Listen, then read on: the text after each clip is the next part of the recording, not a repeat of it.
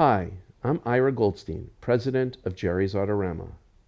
We've developed some really special fountain pen inks for you to go along with our new line of fountain pens, the Goldenritt pens.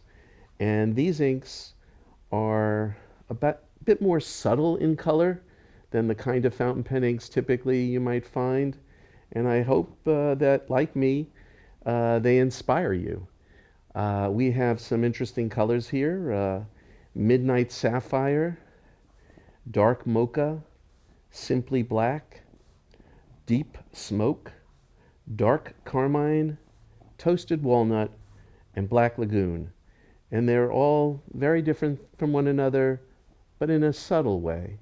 They're great for writing, they're great for sketching, and I think that they might help to inspire you. They come in cartridges and they come in liquid ink.